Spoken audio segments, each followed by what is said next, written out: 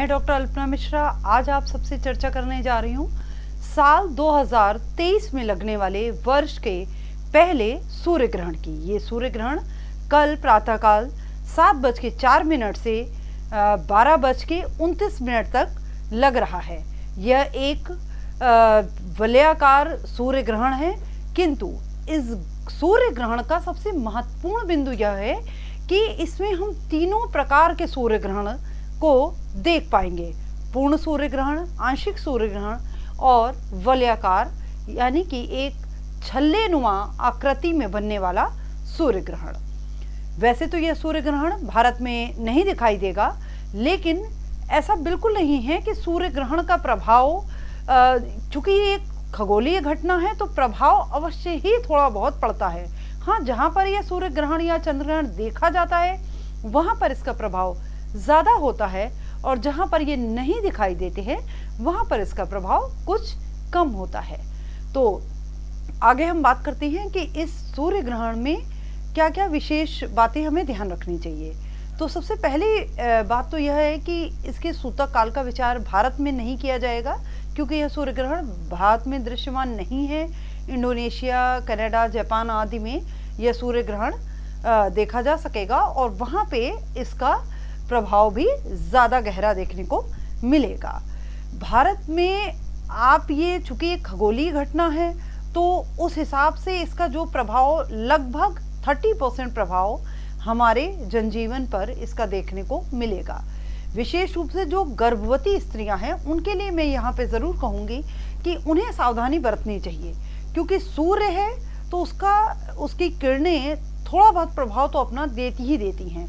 तो जितनी भी गर्भवती स्त्रियां हैं वो अपना और अपने गर्भित शिशु का विशेष ध्यान रखें और सूर्य ग्रहण के काल में सूर्य के मंत्रों का जाप करते रहें। किसी नुकीली वस्तु का इस्तेमाल ना करें।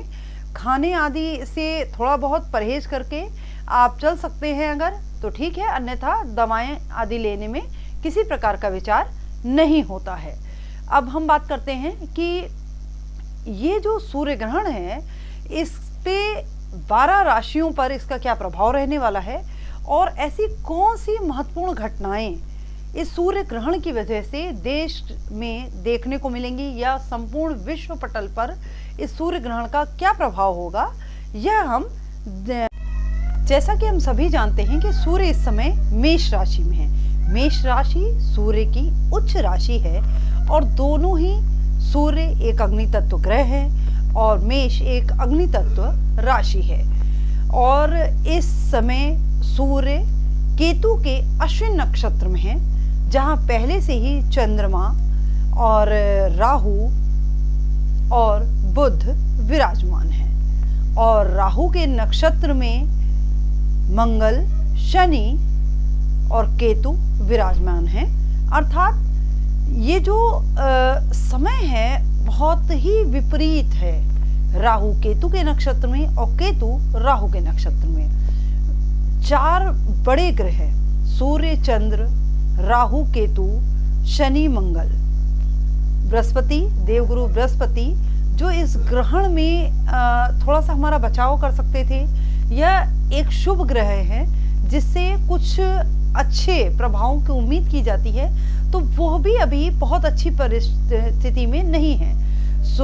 देवगुरु बृहस्पति एक तो अस्त हैं और दूसरा पापकत्री में है। इसके एक ओर शनि और दूसरी ओर राहु देव बैठे हुए हैं। तो यह ग्रहण 100 साल बाद लग रहा है।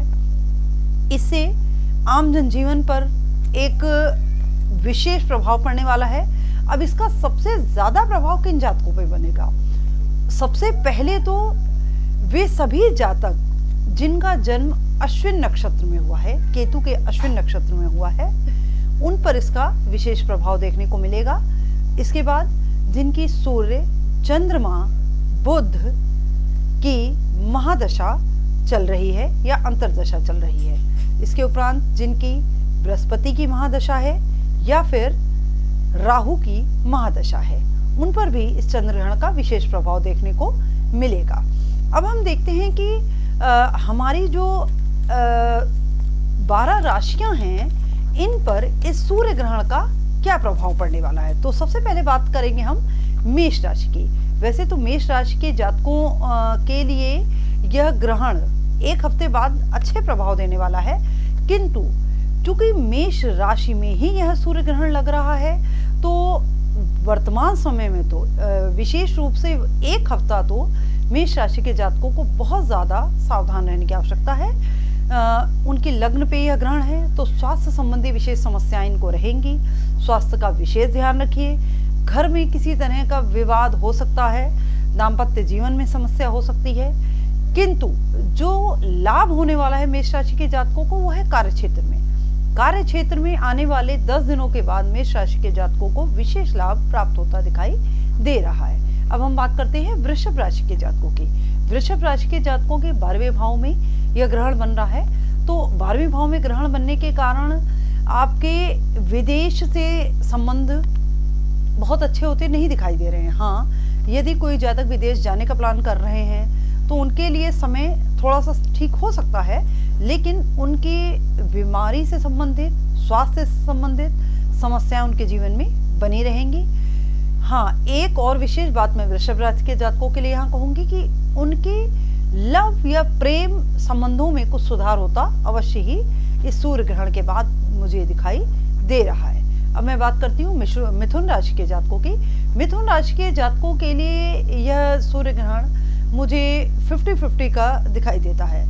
स्वास्थ्य के दृष्टिकोण से मिथुन राशि के जातकों के लिए ग्रहण अच्छा नहीं है, उन्हें लाभ नहीं होगा।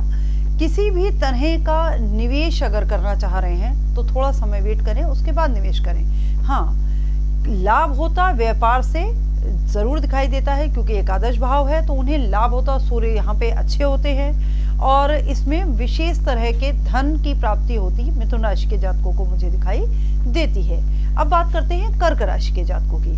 कर्क राशि के जातकों के लिए स्वास्थ्य के दृष्टिकोण से यह ग्रहण बिल्कुल भी अच्छा नहीं है। किसी तरह के एंजाइटी आपको घेरे रहेगी, लगभग 1 माह आपका समय अच्छा नहीं है। इमोशनल हो करके कोई डिसीजन ना लें। मानसिक समस्याएं आपके जीवन को अस्त व्यस्त करेंगी। कार्य क्षेत्र में आपके आइडियाज चोरी होने की भी स्थिति मुझे दिखाई देती है कर्क राशि के जातकों के लिए। कर्क राशि के जातकों को जो विशेष सावधानी रखनी चाहिए वह अपनी वर्क प्लेस में किसी भी तरह की बहसबाजी से, किसी भी तरह के आर्गुमेंट से बचे। जो चीज़ें आपको नहीं भी पसंद हैं तो उसे थोड़ा सा एडजस्ट करने का प्रयास करिए। मानसिक स्वास्थ्य का आपको विशेष ध्यान रखना चाहिए। अब मैं बात करती हूँ सिंह राशि के जातकों की। सिंह राशि के जातकों के 9वें भाव में, सिंह राशि सूर्य की ही राशि है और सूर्य का ही ये ग्रहण है। तो सबसे पहले तो सिंह राशि के जातकों को जो विशेष ध्यान रखना चाहिए वो अपने गुस्से पर, अपने क्रोध पे, अपनी ईगो पे सिंह राशि के जातकों को कंट्रोल रखना चाहिए। कार्य क्षेत्र की दृष्टि से कार्य क्षेत्र पे किसी बहसबाजी से बचना चाहिए। अपने सीनियर्स की रिस्पेक्ट करिए और अगर कोई बात आपको नहीं भी पसंद आ रही है तो उसे हजम करना ही इस समय आपके लिए बेहतर रहेगा। स्वास्थ्य के दृष्टिकोण से समय सो रहेगा, ना बहुत अच्छा ना बहुत खराब। अब मैं बात करती हूँ कन्या राशि के जातकों की।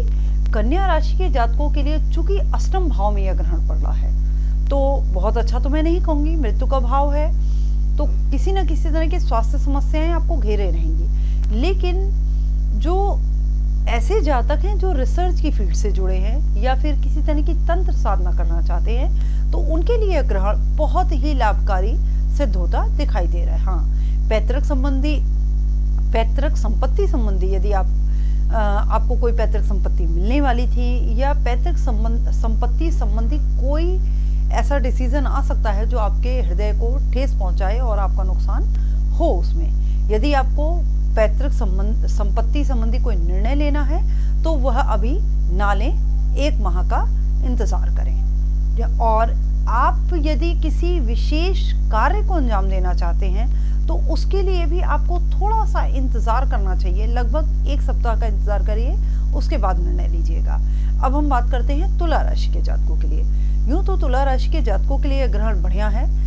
उनके कार्यक्षेत्र में किसी प्रकार की उन्नति उन्हें होगी, लेकिन वर्तमान समय में साझेदारों से, व्यापारियों को विशेष रूप से सतर्क रहने के निर्देश मैं देती हूँ। साझेदारों से, पार्टनर्स से आपको एक हानि या धोखा मिल सकता है। तुला राशि के जातकों को अपने स्वास्थ्य का भी विशेष ध्यान रखना चाहिए। विशेष रूप से रीढ़ की हड्डी में किसी तरह की समस्या उन्हें बनी रहेगी। अब बात करते हैं वृश्चिक राशि के जातकों की। वृश्चिक राशि के जातकों को चूंकि छठे भाव में यह ग्रहण बन रहा है, तो आपके शत्रु एक्टिव हो जाएंगे। आप पे किसी भी तरह के हमले की संभावना है। कोर्ट कचहरी का मसला है, अगर किसी तरह का डिसीजन लेना है उसमें, तो अभी उसे पेंडिंग ही रखिए, तो आपके लिए ज़्यादा बेहतर होगा। आपका कोई लोन अगर क्लियर होने वाला था, तो उसे भी अभी होल्ड रखना ही ठीक रहेगा। किसी भी प्रकार के दस्तावेजों पे सिग्नेचर करने से पहले सोच ले वृश्चिक राशि के जातक। स्वास्थ्य के दृष्टिकोण से भी इस समय बहुत अच्छा तो नहीं है। किसी तरह की एंजाइटी बनी रहेगी, लेकिन लगभग 2.5 दिनों बाद आपको स्वास्थ्य ठीक रहेगा और आपको अच्छी स्थिति या अच्छी कोई न्यूज़ कर्ज के संबंध में प्राप्त हो सकती है। अब हम बात करते हैं मकर राशि धनु राशि के जातकों की। धनु राशि के जातकों की चूंकि पंचम भाव में यह ग्रहण लग रहा है, पंचम भाव में ग्रहण लगने के कारण संतान संबंधी कोई समस्या आपको देखने को मिलेगी, या फिर आपके संतान को कोई समस्या हो सकती है। संतान संबंधी कोई बैड न्यूज़ आपको मिल सकती है। तो धनु राशि के जातक अपने संतान का विशेष ध्यान रखें। इसके साथ साथ प्रेम संबंधों में भी तनाव मिलता हुआ दिखाई दे रहा है। आपको आपकी कोई भी आइडिया या आपका कोई ऐसा बात जो आप अपने कलीग से शेयर करते हैं, तो इस समय मत करिए। आपके आइडियाज चोरी करके दूसरा व्यक्ति उस पर कार्य करेगा और आपका क्रेडिट वो दूसरा व्यक्ति ले जाता हुआ दिखाई दे रहा है। तो धनु राशि के जातकों को इस मामले में थोड़ा सा सावधान रहने की आवश्यकता है। अब हम बात करते हैं मकर राशि के जातकों की। मकर राशि के जातकों के चूंकि चतुर्थ भाव में यह ग्रहण लग रहा है, तो माता को, मन को और आपके स्वयं के स्वास्थ्य को किसी न किसी प्रकार की समस्या घेरे रहेगी। आपके घर में पारिवारिक विवाद हो सकते हैं, घर में कलह कलेश का माहौल बना रहेगा। इन चीज़ों से बचने के लिए मैं सिर्फ एक ही बात कहूँगी कि सूर्य देव के मंत्रों का जाप करें और सूर्य देव को नियमित रूप से जल चढ़ाएं। अपने क्रोध पे कंट्रोल रखें। किसी भी निर्णय को लेने से पहले काफ़ी सोच समझ के फैसला करें। अब हम बात करते हैं कुंभ राशि के जातकों की। कुंभ राशि के जातकों के तृतीय भाव में यह ग्रहण लग रहा है। भाई बंधुओं से, दोस्तों से, रिश्तेदारों से किसी भी प्रकार के झगड़े, बहसबाजी से आपको बचना चाहिए। किसी को अगर परामर्श देते हैं तो जल्दबाजी में कोई परामर्श न दें। उद्वेग में आकर के कोई डिसीजन ना लें। बेवजह की यात्राएं भी आपके स्वास्थ्य को परेशान करेंगी और मानसिक शांति को भंग करती हुई दिखाई दे रही हैं। अब हम बात करते हैं मीन राशि के जातकों की। मीन राशि के जातकों के सेकंड हाउस में, कुटुंब के घर में यह ग्रहण लग रहा है। तो वाणी पे नियंत्रण रखें। आपकी वाणी परिवार से कलह कलेश झगड़े का कारण बन सकती है। एक और विशेष बिंदु जिसका आपको ध्यान रखना है मीन राशि के जातकों को, वह है पैसे का निवेश।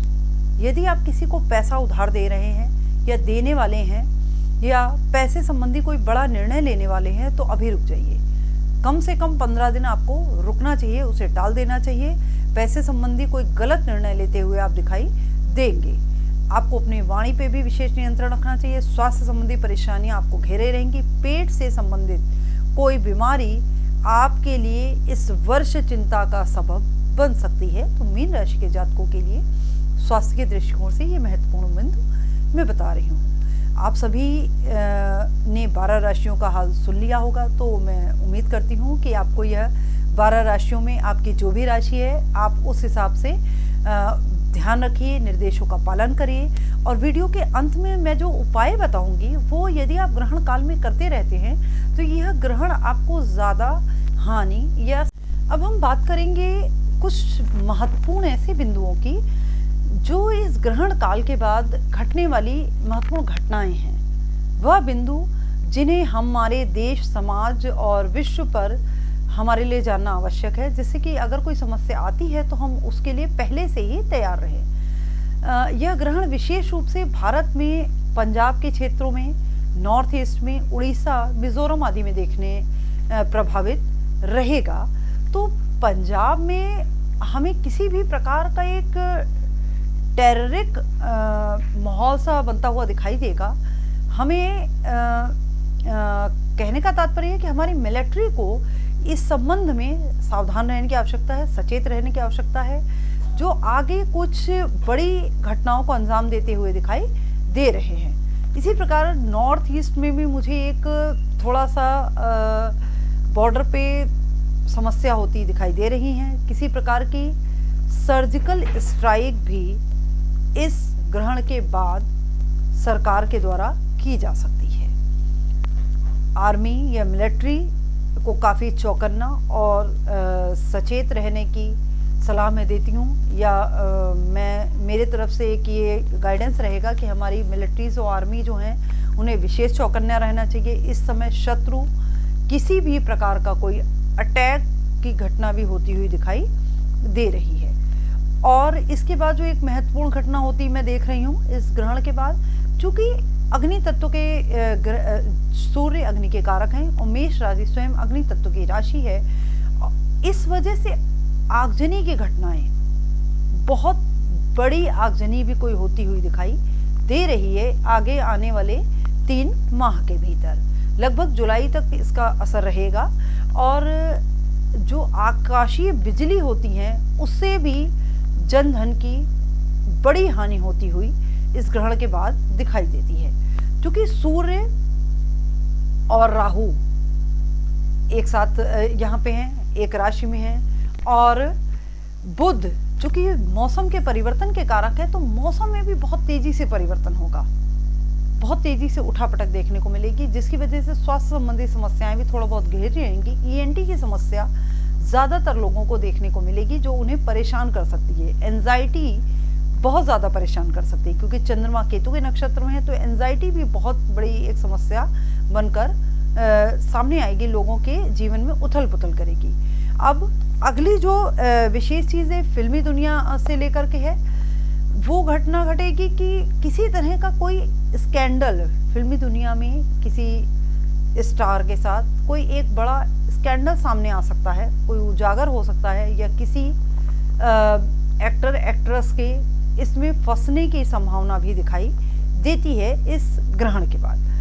विशेष रूप से जो ध्यान रखने वाली बात है वह है कन्या राशि के जातकों के लिए।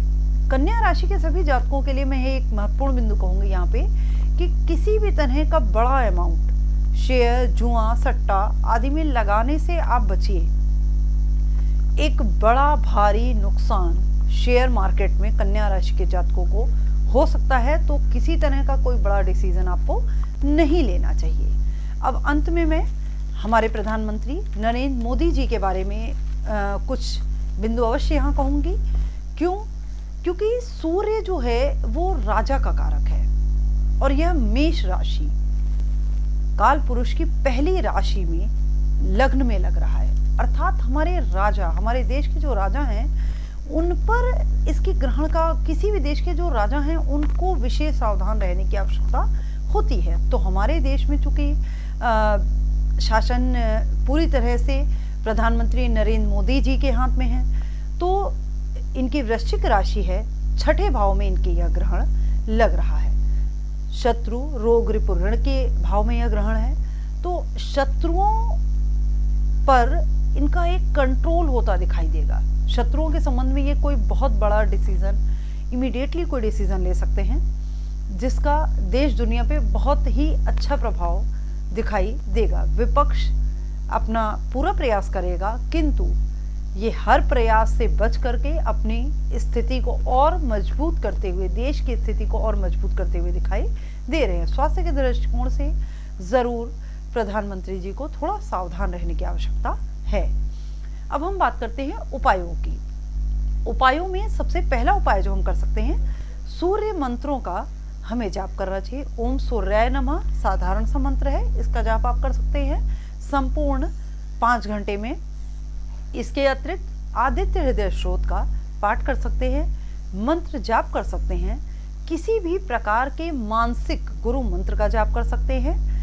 इसके अतिरिक्त आपको जो दान करने हैं, गुड़ और गेहूं का दान इस ग्रहण के उपरांत करना चाहिए, जो बहुत ही अच्छा माना जाता है। सफ़ेद वस्तु का भी दान आप कर सकते हैं, 1.25 किलो किसी भी सफ़ेद वस्तु का आप दान करिए। चने की दाल का दान कर सकते हैं, किंतु जो सबसे ज़्यादा लाभकारी दान रहेगा वह होगा गुड़ और गेहूं का दान। किसी भी प्रकार के लाल वस्त्र का दान आपको अपने घर के सर्वेंट को करना चाहिए। सर्वेंट अर्थात जमादार, जो हमारे कचरे आदि को लेने आते हैं, स्वीपर्स जो होते हैं, उनको अगर आप दान करते हैं इस ग्रहण के बाद तो वो काफ़ी लाभकारी होगा।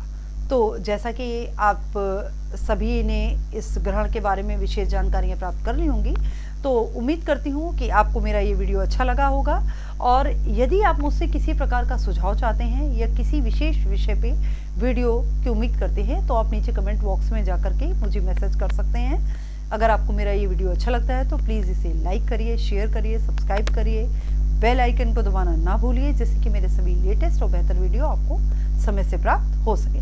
नमस्कार, मैं एस्ट्रोलॉजर डॉक्टर अल्पना मिश्रा अपने किसी नवीन विषय के साथ आपसे फिर मिलूंगी। स्वस्थ रहिए, मस्त